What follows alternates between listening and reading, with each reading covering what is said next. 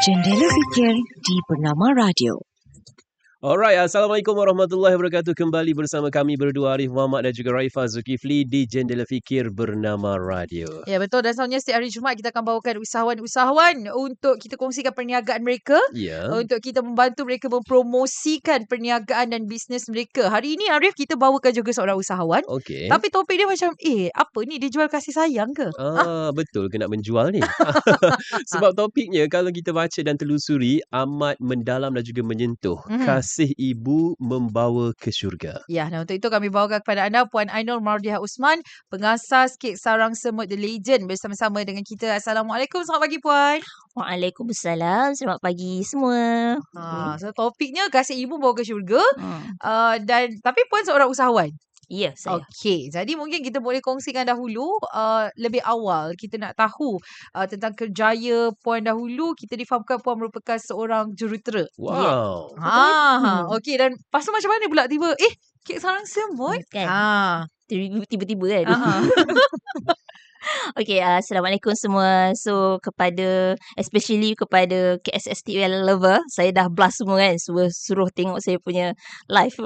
So, nama saya Ainul Mardiah binti Osman dan ada nama glamour. Nama glamour saya Cik N. Cik N. ANT and semut tu. Sebab kita buat kek sarang semut kan? Tajam So, saya start dengan kek sarang semut 5 tahun setelah berhenti. Dan sebelum ini saya seorang engineer di salah sebuah company swasta yang deal dengan oil and gas industry. So, company ni dia memang base dekat sini dan kita dia specialist dalam dust and gas explosion protection. So masa last kali saya jawatan terakhir masa time dekat company tu ialah manager technical and application. Wow. Yeah. Masa time tu memang tahap dah kira tinggi lah. Bawah kita ada beberapa orang anak buah lah kiranya panggilan. So kat sana kat sana saya banyak buat pasal technical. Kita banyak pergi site, even sampai ke luar negara. Japan, Thailand, Indonesia, lagi Vietnam. Memang banyak travel lah time tu. So masa time muda-muda tu kita memang saya suka bekerja di situ. Dan dia almost itu adalah company pertama. Baik. Dan 9 tahun saya kat sana. Itu adalah company pertama dan terakhir. So memang untuk rasa seronok lah nak bayang kita growth together sebab company tu company baru dan saya adalah pioneer kat situ dengan salah seorang engineer lelaki. So kami memang bekerja keras untuk company tu untuk naikkan dan sekarang pun dah ramai lagi staff yang lain.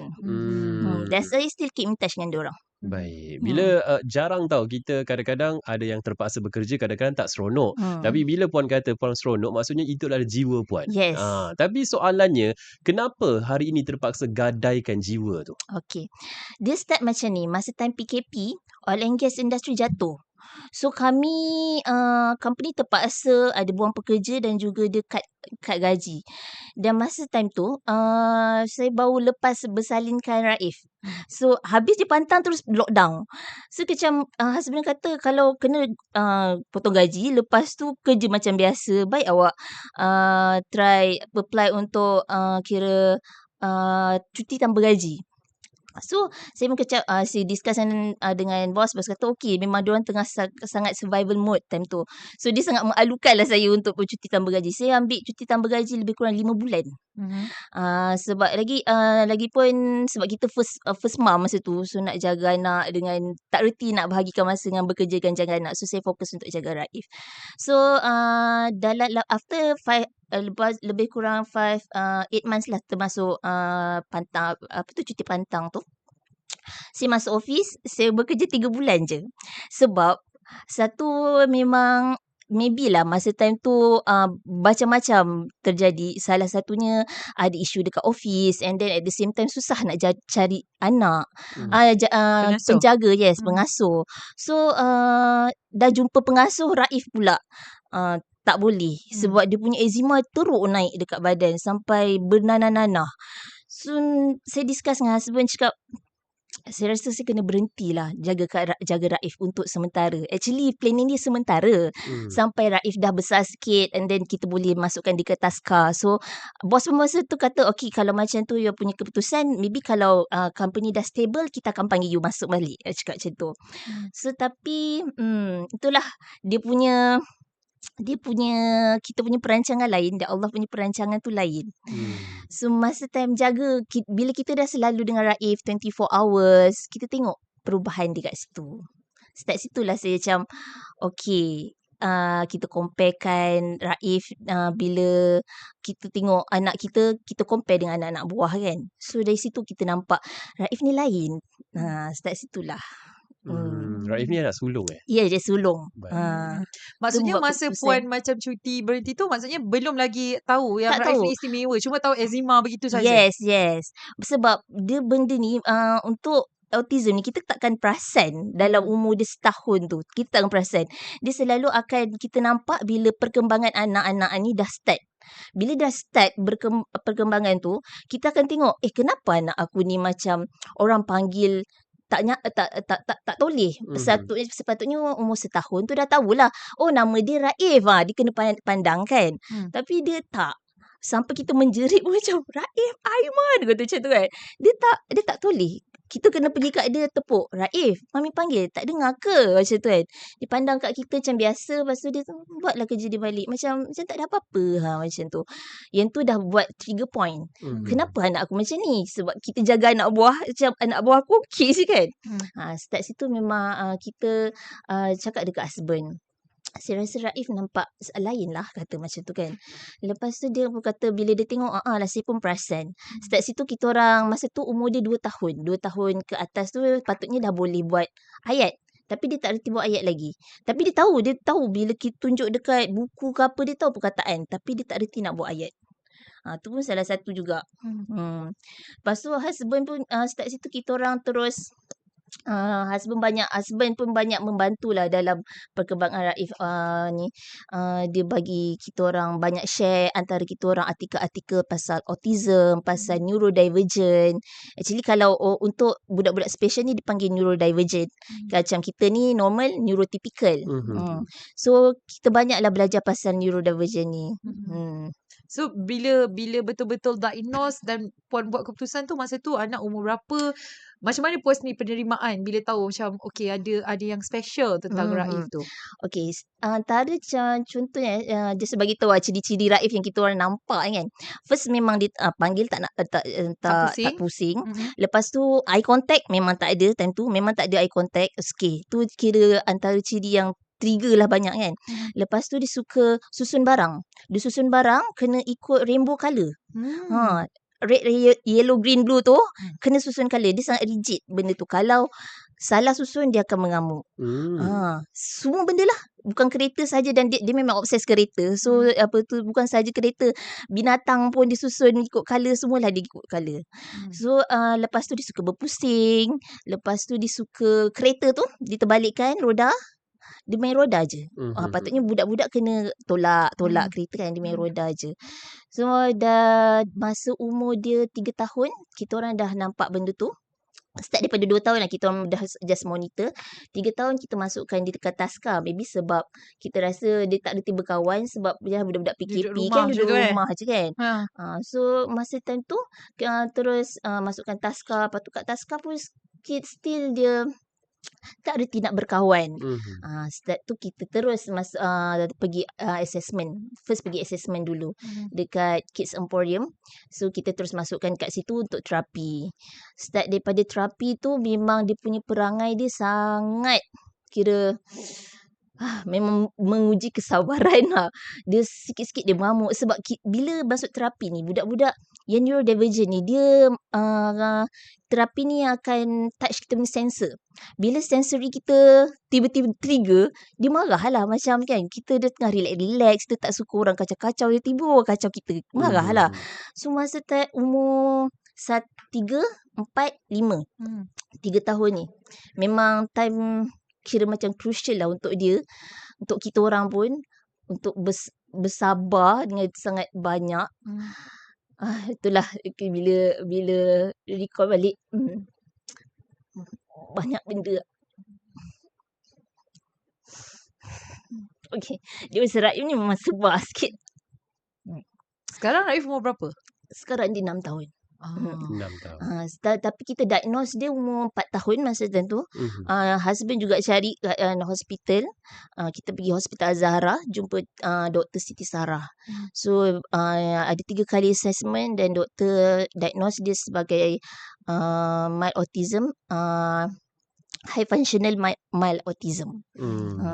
Sebab apa high functional? Sebab umur dia 3 tahun dia dah boleh baca. Dia boleh baca bahasa Melayu, bahasa Inggeris. Dia boleh kira sampai 1 to 100. Dia memang pandai lah dari segi tu. Tapi social dia memang tak. Bila pergi mana-mana kan, orang selalu kata, oh lah baiknya budak ni, duk baca buku kat tepi, tak ada nak main-main dengan budak lain. That is a trigger point actually. Benda tu ada red flag sebab budak-budak dia punya nature dia adalah bermain, bukan duduk membaca. So yang tu pun kita orang macam okay, time tu belum diagnose lagi. Okay, maybe lah kot macam tu kan. Rupanya tidak. Tapi hari ni Raif bersekolah lah. Ya, kita orang masukkan, alhamdulillah lagi satu tahun lepas kita orang masukkan di tadika. Dan masa time mencari tadika tu pun kita orang call semua tadika, adakah diorang pernah handle dengan budak mild autism. Ada yang tadika kata kita boleh cuba dulu sebulan. Saya tak nak cuba-cuba. Saya yang memang ada experience. So ada satu sekolah ni, saya bagi tahu lama lah kot, Little Diamond dekat Bandar Rincing. Dia pernah handle mild autism student dan Raif masuk kat situ. Dan kat situ memang kita dapat nampak sangat banyak perubahan lah dekat Raif. Maybe sebab masa umur dia 3, 4 dan 5 tahun tu, kami memang fokus dekat terapi dia. Even dekat rumah pun bila pergi terapi, macam terapis kata okay kat rumah buat ni. Kita orang buat. Sampai kat rumah tu dah macam jadi small center terapi dah. Semua ada. Gym ball, trampoline, balancing board, apa je. Semua dah ada. Memang kita, dekat rumah pun kita buat. So, even kalau dia pergi sekolah, balik petang tu, kita pergi grounding, pergi taman. Memang all out lah untuk 3 tahun tu. Puan, 3 tahun yang sangat mencabar. Bila Puan dah buat diagnose, keluar keputusan, bagaimana Puan dan suami pada waktu itu? Anak pertama, pasangan muda yang berkerjaya, yang mengorbankan kerjaya sebagai seorang engineer dengan keputusan anak yang istimewa itu. Secara jujurnya, kami sangat berlapang dada sebab at first kami dah rasa benda tu. Boleh agak? Dah boleh agak. Sebab saya dengan husband memang selalu memang kita akan duduk dan berbincang. Dan kata, okay, Raif ni something. Yes, dia pun berkata macam tu. Lagi satu, saya yang banyak denial daripada husband memang dah rasa benda. Dia punya perasaan tu lebih sensitif lah daripada kita. Sebab maybe saya kerja dengan lelaki ramai kan. Lepas tu perasaan tu macam perangai lelaki juga kan. So betul. Ya, daripada belajar kan. Semua lelaki sampai bekerja kan. So dia pun dia yang kami buat keputusan untuk diagnose, untuk memberi tahu diri saya sendiri. I know anak kau ada something, kata macam tu. Anak kau special. So you have to accept that. So masa time bila doktor cakap macam tu, saya okay. Sebab saya dah set mind saya. Anak something. So dari segi keluarga pula, macam parents, diorang okay. Sebab diorang sendiri dah tengok macam mana Raif mengamuk dekat rumah kan. Sebab kita duduk rumah balik kampung kan. Tapi dia mengamuk lain dengan cucu-cucu aku yang lain dia macam tu. Cuma yang makcik-makcik yang tak pernah sangat jumpa, dia selalu kata, okay je nampak. Tak nampak macam autism pun. Dan diorang kata kalau orang autism ni boleh baik. Tidak sebenarnya ya. Kalau orang autism, dia adalah neurodivergent, dia akan neurodivergent sampai bila-bila. Cuma macam mana dia nak adapt dengan situasi luar, macam mana dia nak kawal dan regulate dia punya emotion, tu adalah start daripada terapi lah. Sebab tu pentingnya terapi daripada awal, supaya budak-budak ni boleh sendiri tahu apa yang diorang perlu buat kalau diorang tengah marah. Baik. Ha. Baik, kadang-kadang perkara dan juga benda yang menyesakkan dada kita sebab kita menidakkan situasi. Yes, Dan itu betul. juga membawa kepada overthinking yang terlalu. Fikir Betul. sana, fikir sini kan. Betul. Jadi dengan berlapang dada, insya-Allah kita lebih terbuka. Betul. Cuma kita nak tahu juga pasangan lain, ibu lain, ayah yang lain, ada mungkin juga anak-anak mereka autism. Tapi mereka tetap memilih untuk hantar anak mereka ke sekolah, tapi mak tetap bekerja seperti biasa. Macam mana Puan Ainul memilih untuk hantar anak ke sekolah tapi saya tak nak bekerja sebab saya nak fokus kepada anak, buat bisnes kecil-kecilan. Mungkin ada sebab-sebab ataupun faktor tertentu. Mungkin ini adalah zuriat yang paling mahal yang saya tunggu, perlu saya belai dan saya jaga sebaik mungkin. Ya, itu adalah salah satu sebab saya lambat kahwin. Hmm. Saya dah bekerja, bayangkan saya kerja dalam 9 tahun dan saya kahwin masa saya tahun ke-7 bekerja.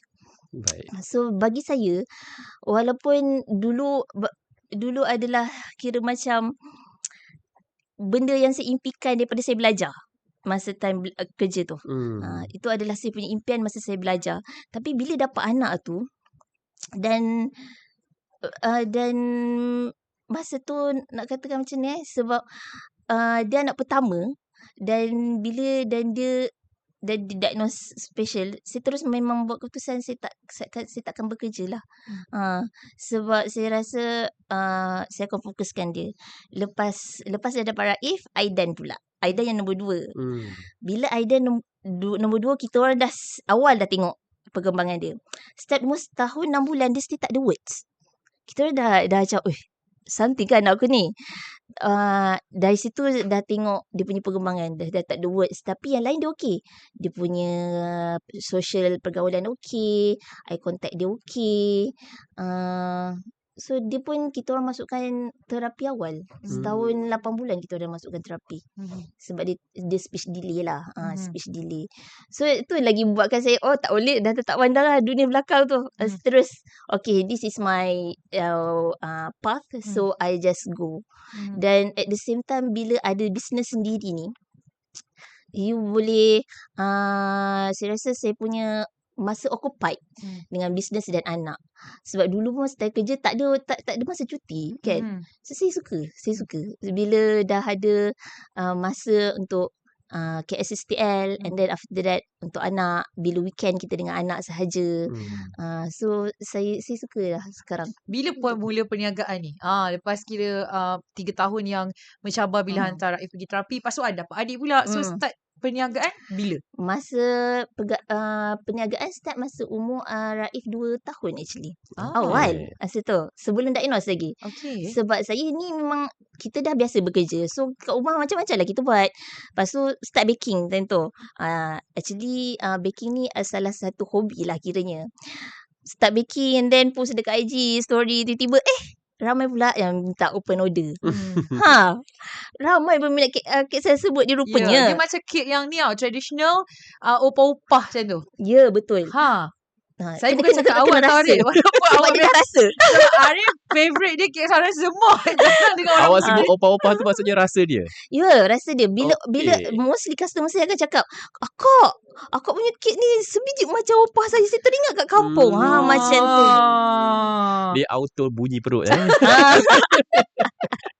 Okey, dan hari ini bisnes tu sampai ke tahap mana, ada buka apa orang kata?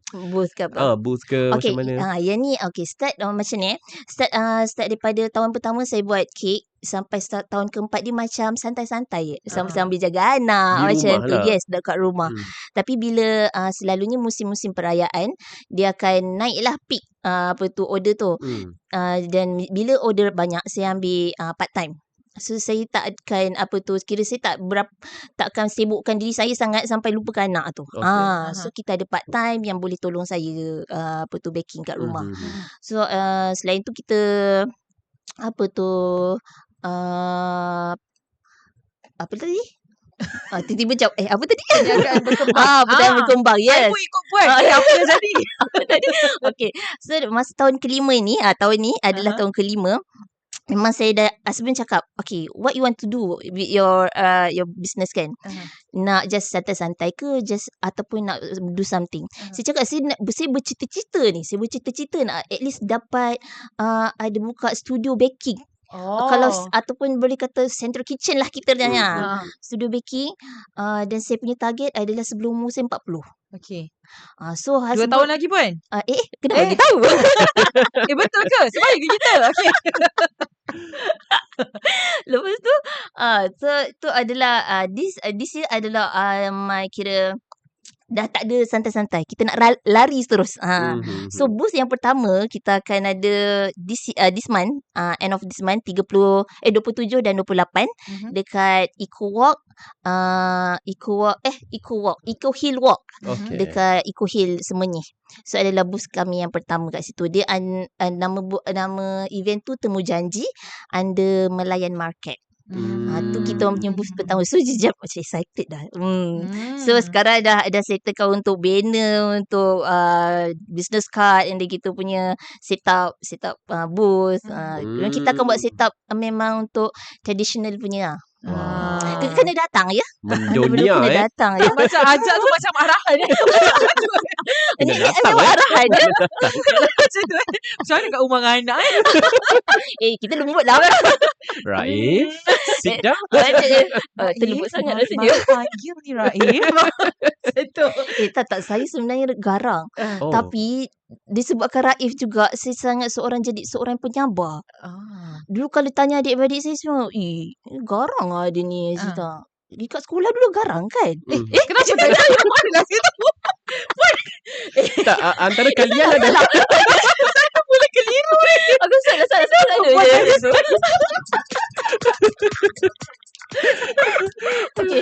Aduh.